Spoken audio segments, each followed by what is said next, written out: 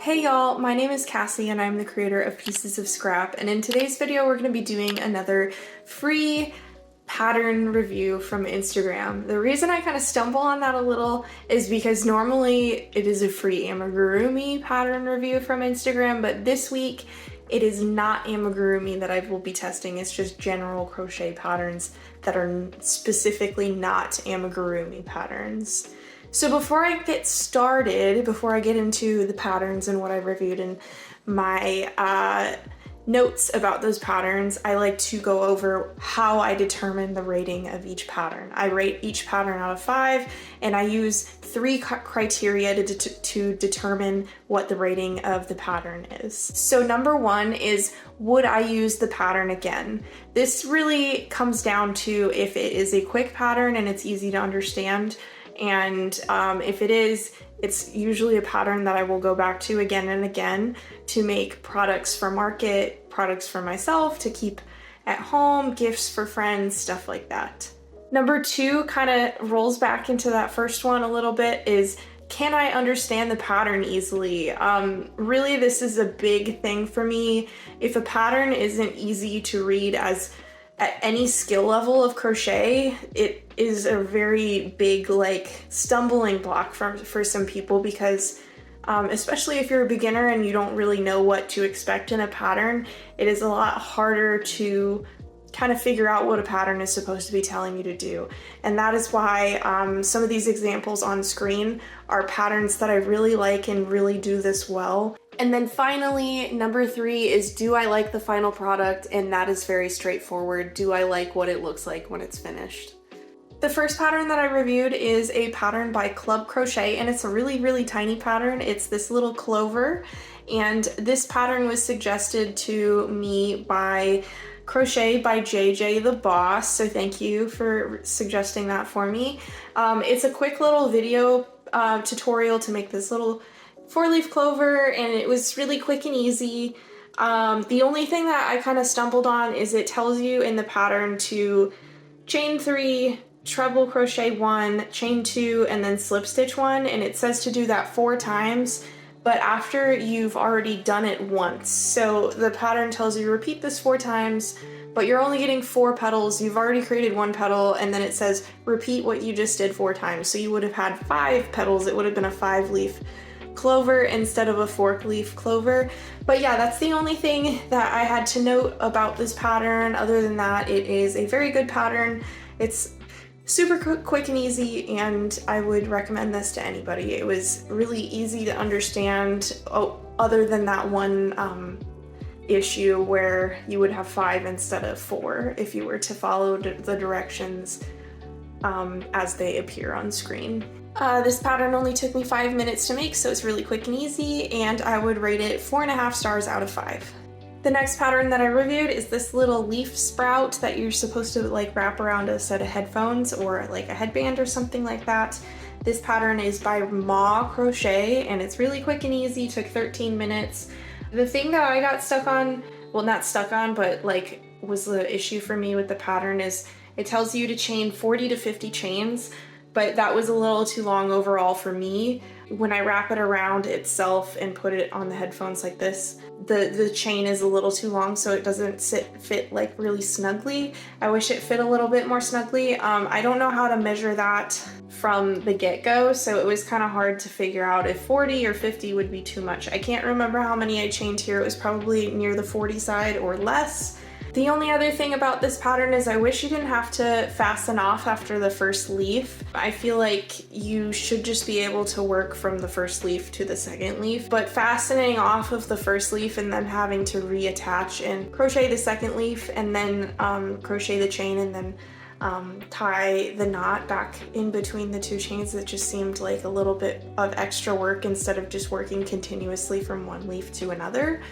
I could see you finishing the first leaf and then just chaining whatever you need for the second leaf and then just working the second leaf off of that chain instead of having to fasten off, reattach, and then make the second leaf. But overall, I think it's really cute. I've seen that these were really popular, at least they were last year, and I'm not sure if they will be popular among people at the markets that I go to, but it's definitely really cute, and I could see myself like adding a flower to this or something like that. It's a really good base pattern for adding flowers onto, and then it could just be like a little keychain thing that you would put on your bag or something like that. It's really cute, really good base pattern. It's nice to know how to make this so that if you want to like build off of it, you could do so really easily.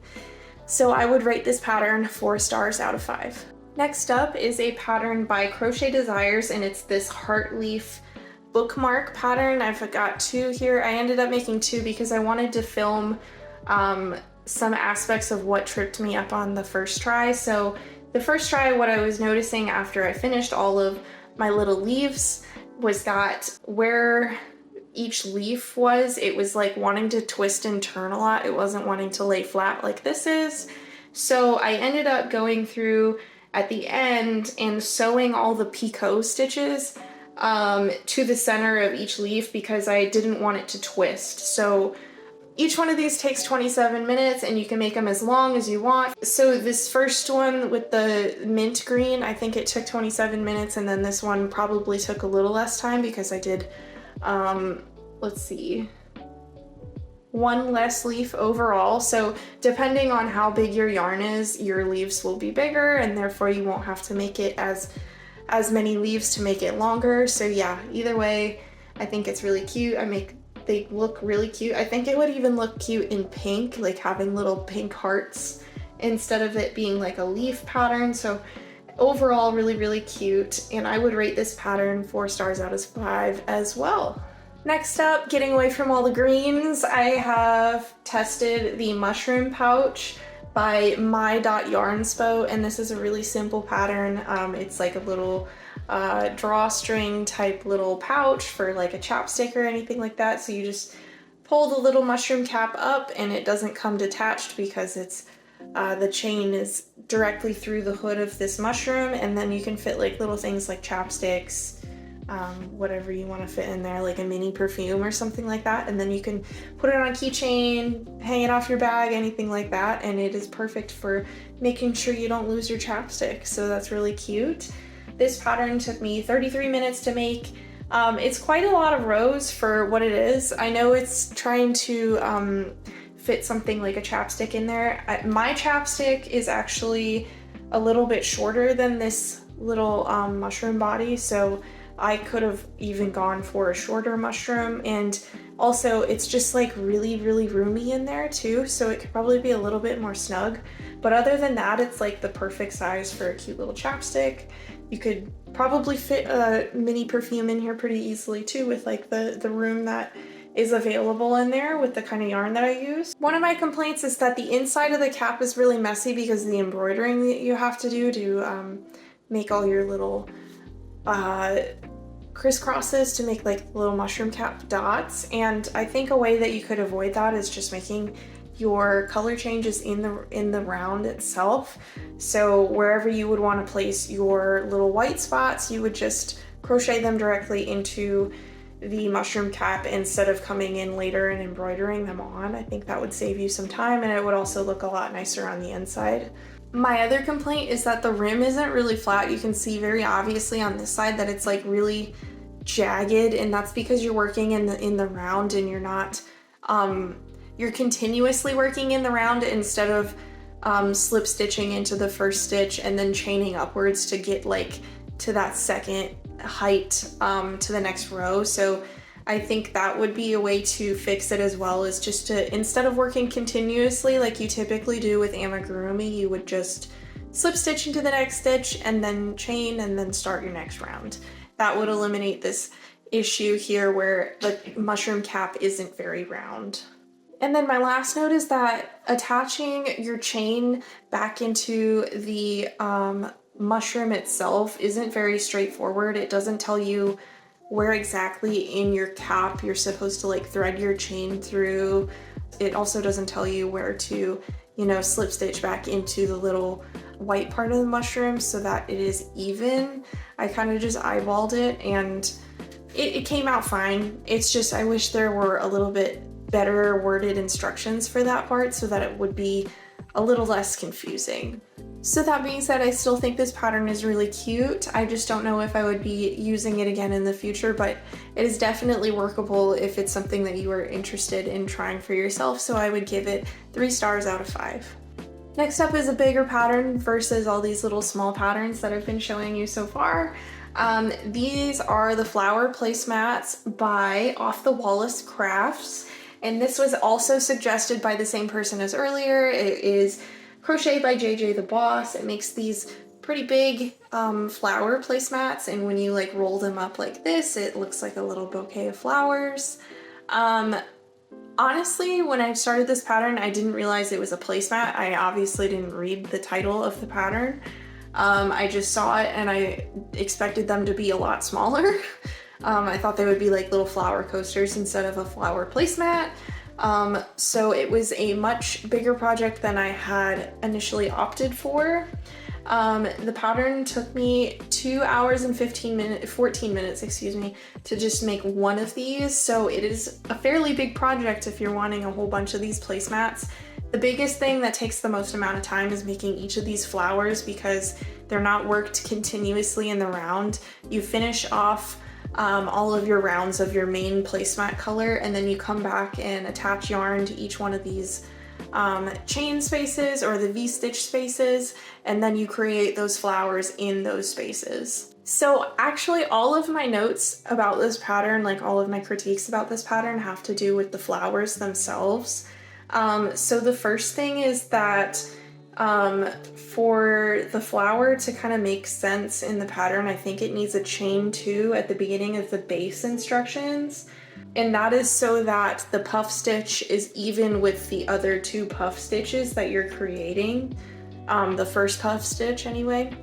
And then as for the rest of the instructions for these little flower petals, they're just kind of hard to follow and the pictures aren't very clear. Like you see the pictures and what she's trying to depict, but they're like really small pictures and the pictures are very zoomed out and it's in a dark room with a flash. So it's not like really super obvious to tell what she's trying to show you and to determine what you're supposed to do in those instructions. So I always commend people for including pictures in their instructions to help kind of explain what your pattern instructions are trying to tell somebody to do, but you should also make sure that those pictures are as clear as possible and that they are as detailed as possible. So if you're taking pictures in the dark and you're using a flash, typically you lose a lot of details. Some things can become overexposed in the photo. It can be harder for people to see what you're doing.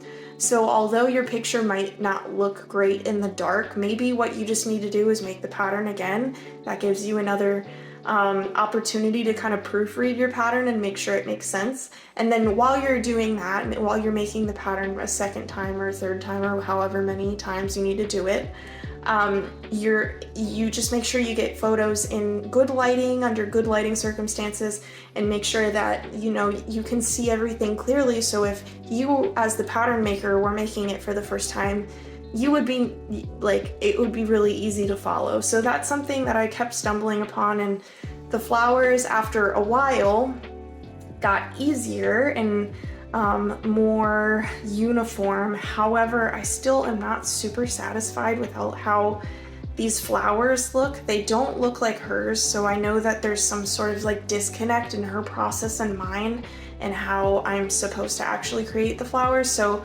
there's definitely something in the pattern that's missing to make sure that the flowers looked correct. Since it took me such a long time just to make one, I only opted to make one placemat, and I will probably either give it away as a free gift in a purchase that somebody makes in a future market, or I will create like a clearance bin of projects that I've worked on that I just want to get rid of and don't really want to hold on to for a long time. So that is probably where this one will end up. I don't see myself making another one of these again just because, troubleshooting the flowers took a lot of time, and making one placemat by itself it was just a lot of work. It took too much time for what I want to be working on. And then again, having to work the flowers separately and join yarn and then fasten off after every single flower, it was also something that I just really didn't enjoy. So yeah, overall, it's a cute pattern, but I would only rate it 2.5 stars out of 5. All right, so then the next pattern is kind of similar to that. This pattern, the flower placemats pattern, hadn't left me like wanting. I was really expecting a flower coaster. So I ended up digging to try to find a flower coaster, and I ended up finding one. So this is the Bouquet Coasters pattern by Crochet. I will say that the basket pattern is something that I worked up kind of on the fly to make sure that I had a place to store these cute little coasters. So that is not her pattern. However, the coasters themselves are her pattern. So this is what the coasters look like. They look like little tulips. So I made one in yellow, pink, orange, and light pink. So I've got 4 different colors, and they're all so pretty, especially when they're fanned out like this. I love them so much. And then you can either like twirl, like fold them multiple times to get them to look like little bouquets, like the flower placemat, or I just folded them in half like this and set them inside of this little basket that I made so that they could sit kind of nicely like that. They're a little small to be kind of, you know, some people, they fold them multiple times and they're able to make them look really cute in a flower basket. But this flower basket that I made is kind of like rectangular, or at least they want to fit in there rectangularly, instead of, you know, like a normal like bouquet where like all the flowers are dispersed or anything like that.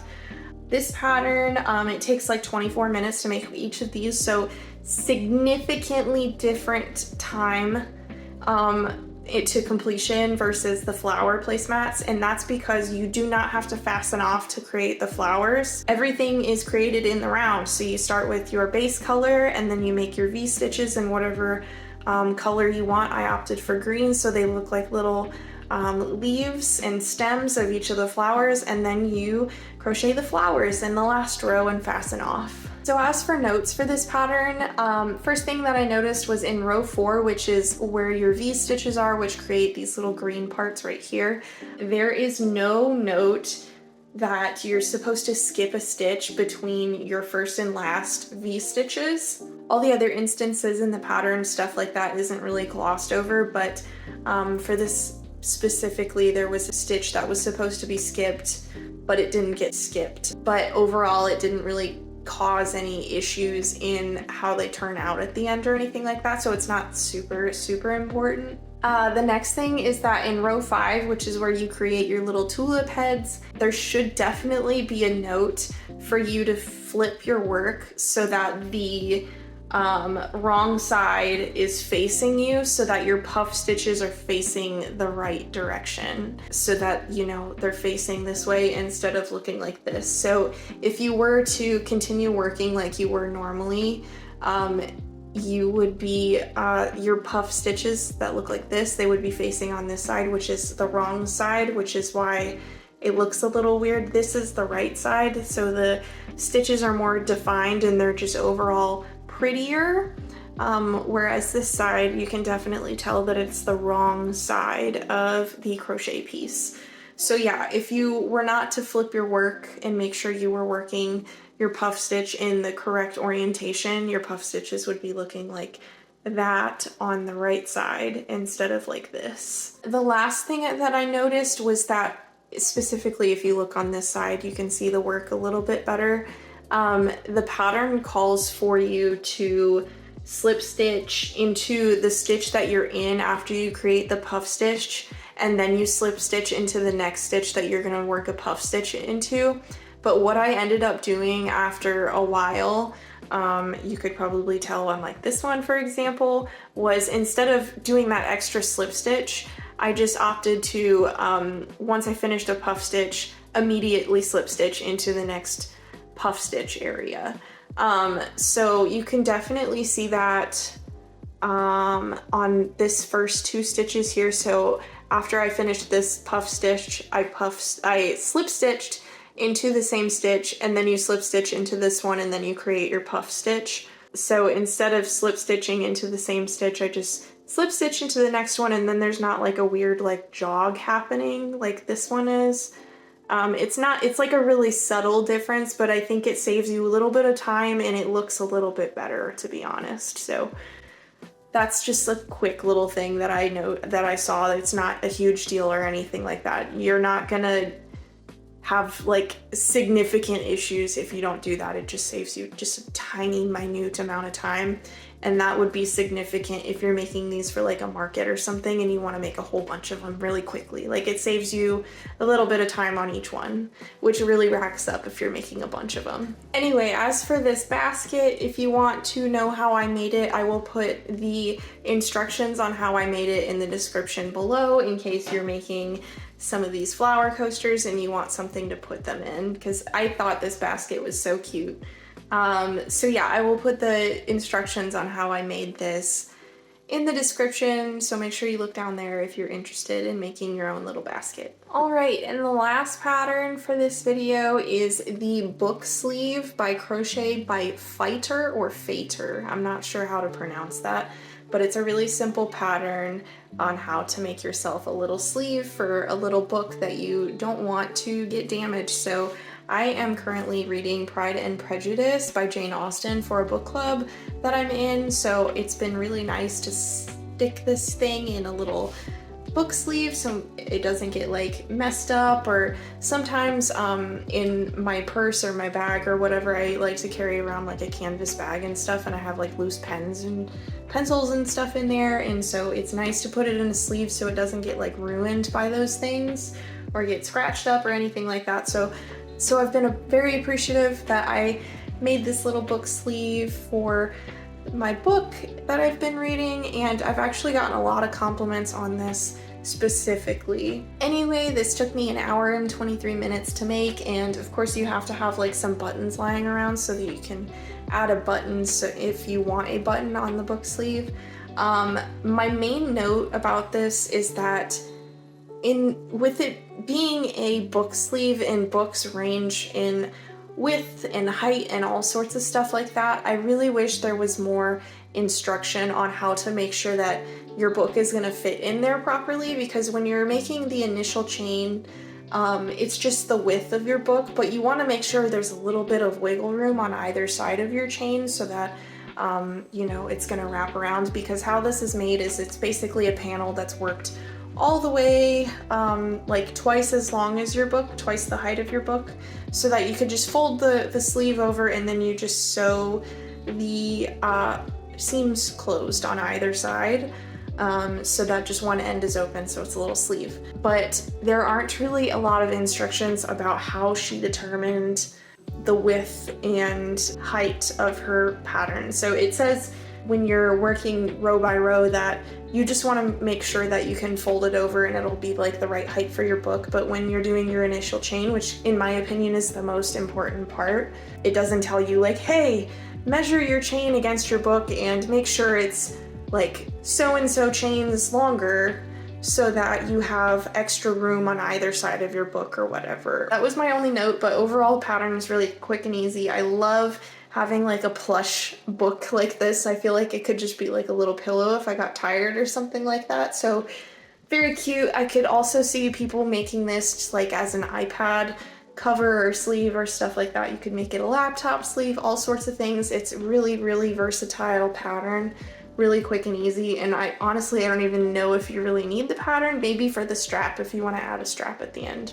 That way you could have a good idea of what that's supposed to look like. But overall, other than just like those small little notes that I had, it was a good pattern and it's quick and easy to make, especially because like doing something like this for a book or a laptop, iPad, whatever it may be, you go in there knowing that it's probably going to take a little longer because of the nature of what you're making.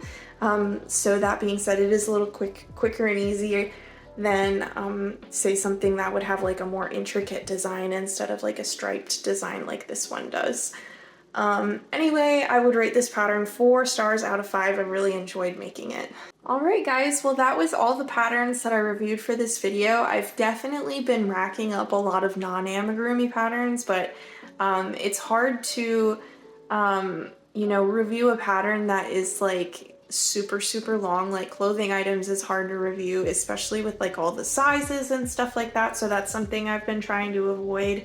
But free patterns that come out on Instagram are typically like small short projects like these. So those I'm really comfortable with working on. So if you see any in the future and you want to see another non-amigurumi pattern review video, make sure you send me those suggestions to my Instagram. That being said, if you don't know how to find me on Instagram, my username is pieces_of_scrap. And that way, if you follow me over there, you can keep up with updates about, you know, life updates in case I miss a upload or something like that. I'll usually post on my story about what's going on. I also post like polls and stuff like that about patterns that I'm working on, if people prefer like different variations of what the pattern can look like. And you also just get like access to pattern tester calls if you ever want to test a pattern for me in the future before it comes out, stuff like that.